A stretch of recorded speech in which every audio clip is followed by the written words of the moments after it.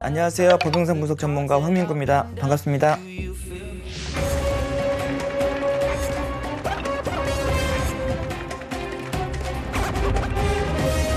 장비를 돌렸을 때 촬영 방향도 똑같이 돌아가는 현상들이 여러 구간에서 나타났습니다. 상시 이 사람이 난관과 차 사이의 공간이 어느 정도인지를 가늠해 볼 수가 있는 거죠. 그럴 확률이 굉장히 떨어지거든요.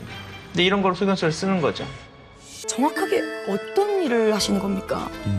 우리 생활에서 이제는 CCTV 블랙박스가 너무 많이 달려 있잖아요. 그렇죠. 그래서 이제 사건이 발생하게 되면은 가장 먼저 보는 게 영상이거든요. 사건이 발생했다 그러면 CCTV 확보해, 블랙박스 확보해. 그래서 이 찍힌 영상에 대해서 화질 개선시켜서 네. 중간에 프레임도 채워놓고 제가 할 수 있는 모든 영상 처리를 바탕으로 해서 사건 속에 있는 범죄자라든지 또는 뭐 어떤 사건 사고 영상들을 분석해서 법정에 사용될 수 있도록 증거답게 만드는 일을 하고 있어요. 증거를 증거답게.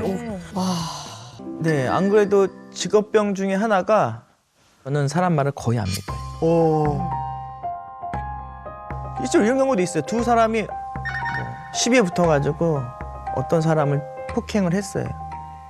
CCTV에 정확히 찍혀 있어요. 이렇게 막 때리는 장면들이. 근데 이분들은 자기는 전혀 그런 사실이 없다 하면서 물어보는 게 영상이 조작됐는지 봐주세요예요.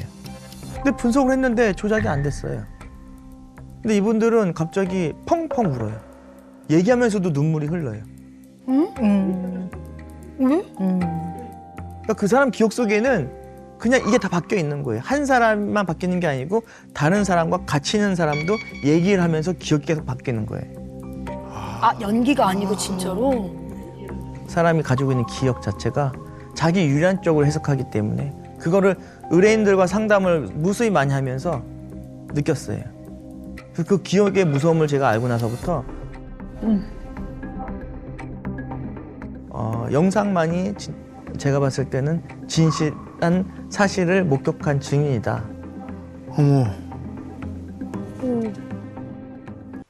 계속 저는 봐야 되는 일이기 때문에 영상을 보셔야 네, 되니까. 그 잔상은 잊혀질 수가 없어요. 계속 보기 때문에 사건을 해야 되기 때문에 사건 중에 1차선으로 신혼부부가 운전을 하고 가는데 상대편에서 화물 트럭이 지나가면서 판스프링이 날라왔어요. 이 차로를 달리는 화물차 뒤로 까만 물체가 도로를 구르더니 곧바로 유리창을 뚫고 들어옵니다.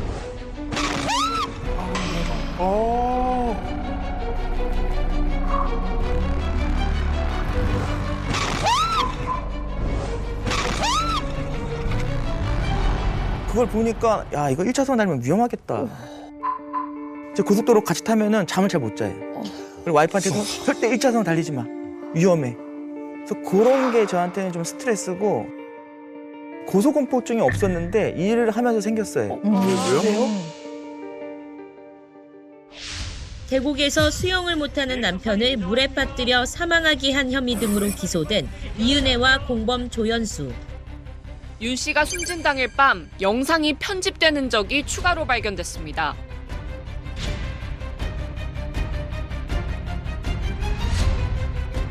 그런 거 많이 보다 보니까 나도 한순간에 잘못될 수 있구나 라는 생각하다 보니까 높은 데 올라가면은 그 생각이 나는구나. 네, 그래서 6교도 못 올라가요. 등산도 못 했어요. 산에 올라가도 떨어질 것 같은 다리가 느낌이 드는 후들후들거리고 주저앉히고 잔상이 머릿속에 계속 있어요. 아유, 그러네. 그 잔상이 잘 때도 기억이 나고 이게 영상을 보다 보면 허망하게 죽는 사람들 되게 많이 보거든요. 그러니까 갑자기 난간에 기대고 이렇게 있다가 끊어져서 아파트 옥상에서 떨어지는 사람들 아우, 많고 저런. 그러니까 스마트폰 보고 걸어가다가 매nu얼 뚜껑 열린지 모르고서 쭉 빠져서 사망하신 분들 보고요. 그러니까 그분들 제가 죽는지도 몰라요. 그게 좀 심해지다 보니까 애들하고 놀이동산 이런 데 가잖아요. 놀이기구 자체를 못해요. 거의. 약간 이런 이제 직업에서 경험한 여러 가지의 그 힘든 경험들이 일상에까지 좀 영향을 좀 주고 있는 거는 분명한 것 같아요.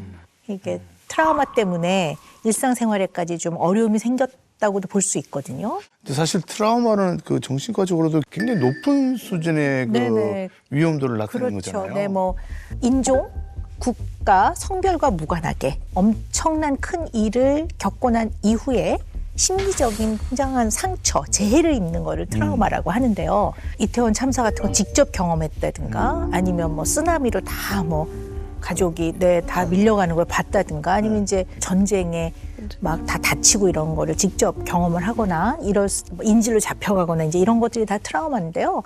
이게 직접 겪는 경우도 당연히 트라우마에 들어가지만 간접적인 노출을 지속적으로 하는 것 또한 트라우마 안에 들어갑니다. 그러니까 늘 사건, 사고, 특히 흉악한 거, 사람이 굉장히 많이 다치거나 끔찍한 일을 경험하는 것들을 지켜보는 경우에 이것이 이제 간접 노출로 인한 트라우마를 경험한다고 볼 수가 있죠. 네. 저 혹시 이건 좀 너무 잔인한 질문이 될 수 있을지도 모르겠는데 가장 이렇게 좀 충격적으로 와닿았던 그런 뭐 영상 분석이 있습니까? 이 영상만큼은 진짜 나를 너무 힘들게 했다. 네. 사건 중에 너 스푼 분위기로 안 가려고 네, 그래. 아니요. 그냥 뭐 이거는 막 수백 명이 이렇게 사망하는 영상을 분석을 해야 될 때가 있어요. 특히 세월호 같은 경우에는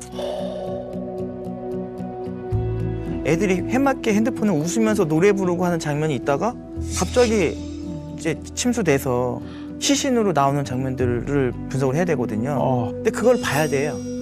안 볼 수가 없어요. 봐서 지금 애 상태가 어떻고 뭘 입었고 차기는 어떤 거 다 분석해 줘야 되거든요. 이태원 참사 같은 경우에도 지금 TV에는 다 모자이크 처리되어 있지만 그렇죠. 원본을 다 보시는 거죠. 애들이 기절해서 고개에 이렇게 돌아가 있고 옆에 있는 친구는 그 기절한 친구 깨우기 위해서 주먹으로 막 때리고 있고 이런 것들을 계속 보다 보니까 와 이게 굉장히 감정이 피폐해질 것 같아요. 네 이렇게 학교 있잖아요. 운전하고 가다가 학교에 애들이 웃고 있는 모습을 보면 빨리 지나가려고 그래. 왜요? 그 애들이 떠올라서 살았으면 저랬을 텐데. 뭐 이렇게 얘기하면 뭐하지만 그냥 죽는 거 모르고 죽는 게 더 낫다라고 싶을 정도의 사건이 있었어요. 네. 해경 경비선이 있는데 경비정이 있는데 승무원 한 분이 없는 거예요. 도착을 했는데 4명이어야 되는데 1명이 없고 3명만 있는 거예요. 그래서 CCTV를 분석을 하니까 배에서 그분이 실족을 해서 떨어진 걸 찾았어요. 저런. 근데 그게 망만대예요.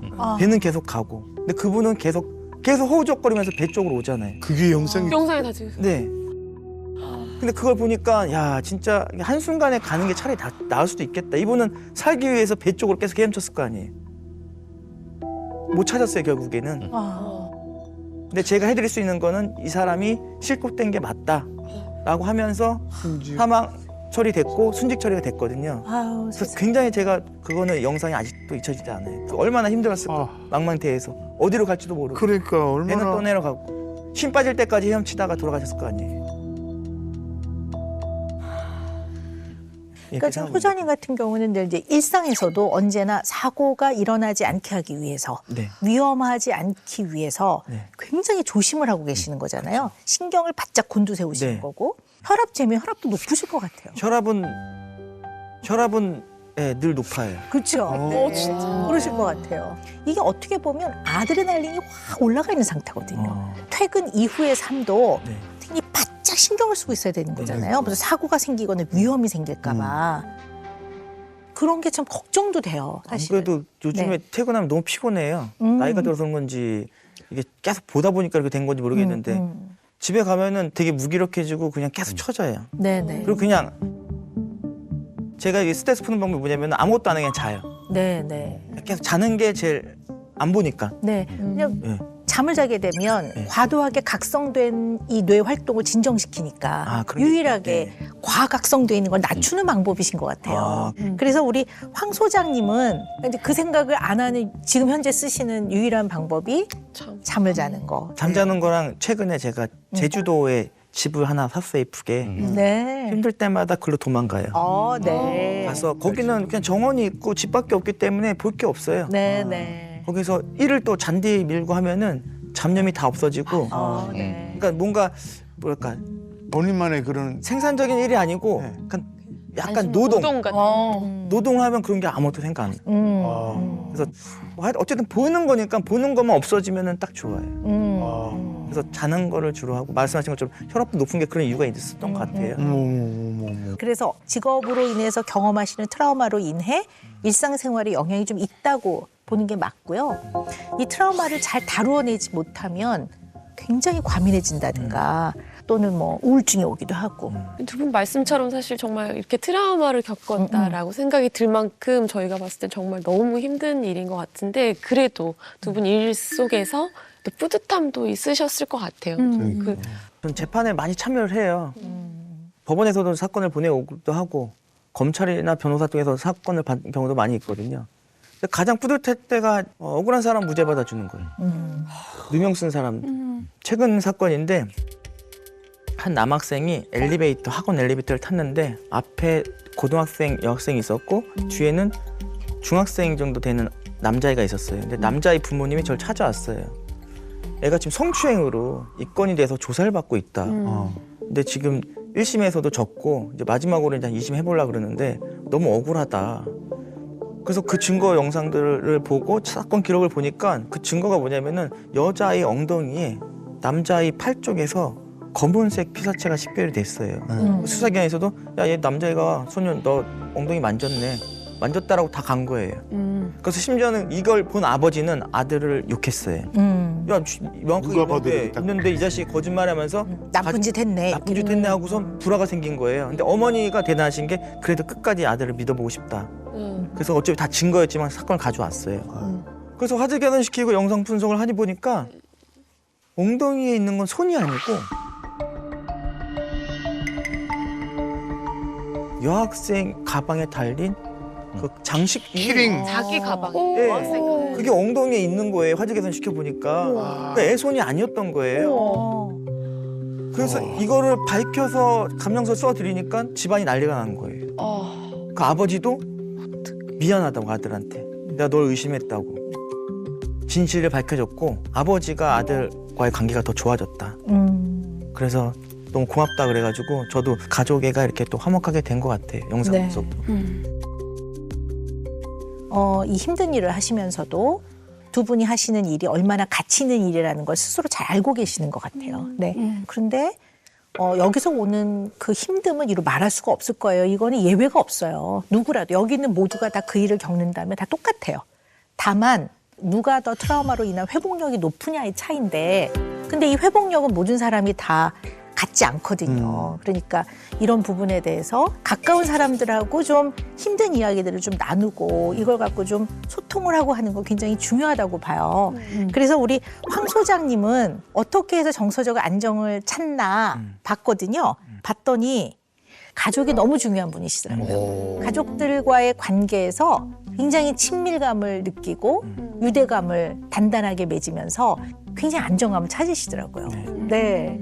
좀 그런 편이세요? 제가 분석하기엔 그렇게 분석을 했는데. 네, 정확하신 것 그렇습니까? 같아요. 제가 네. 사건이나 이런 거 의뢰인한테 시달리고 너무 스트레스 받고 그러면은 딱 컴퓨터 끄고 집으로 와요. 그래서 와이프하고 애들한테 나가서 맛있는 거 먹으러 가자. 네. 그게 제일 편해요. 그럼 스트레스 풀려요. 잡념도 없어지고. 네. 가족한테 좀 많이 뭔가를 좋은 걸 해주면은 저도 네네. 기분이 되게 좋아요. 네. 의지를 많이 하셨구나. 세상에 사는 사람들이 언젠가 나한테 가해를 할 수가 있어. 아이를 낳기 전까지는 내가 가해를 받을까 봐 두려웠는데 나보다 더 소중한 도건이가 생겼어. 그러면 만에 하나라도 이 아이한테 뭔가 문제가 생기면 어떡하지? 도건이가 살아가는 세상이 안전하지 않으면 어떡하지라는 이 죽음에 대한 공포, 두려움이에요. 죽음에 대한 공포를 느낄 정도면 그만한 어떠한 경험과 사건이 있을 가능성이 커요. 20대 중반에 성폭행을 당한 적이 있어요.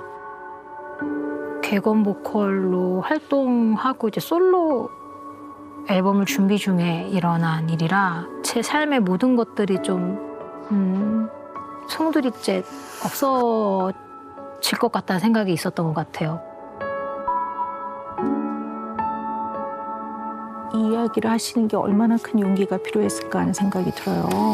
기억하고 싶지가 않아요. 네, 당연히 그러시겠죠. 잘 알겠습니다. 살아와 주셨기 때문에 이 자리에서 또 이렇게 알리 씨를 만나게 됐습니다. 살아와 줘서 고맙습니다. 네. 그 가해자는 처벌을 어떻게 받았습니까? 네, 받기는 받았죠. 네, 그 어떻게라는 게 기억이 안 나요.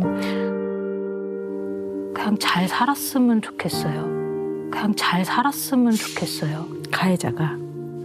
예, 잘 뉘우치고 그런 마음이 더 생겨요. 제가 노출이 된 사람이다 보니까 뉘우치고 살았던 그 사람이 갑자기 또 다르게 살 수도 있는 거잖아요. 아니요, 왜 그렇게 생각하세요? 이것도 굉장한 두려움이시네요. 네, 그 왜? 근데 전 이해할 수 있을 것 같아요. 우리 알리 씨 마음껏 미워하지도 못하시네요. 너무 마음이 아픕니다. 그냥 평범한 사람이었다면 사실 마음껏 미워했을 것 같은데 저의 무언가의 행동에 의해서 내 가족이 다칠 수도 있으니까 어쨌든 용서가 필요했어요. 마음의 용서가. 그렇지 않으면 살아갈 수 없겠더라고요. 그리고 또 용서가 필요한 이유 중에 제가 피해자이자 가해자인 상황을 또 만들게 됐어요. 제가.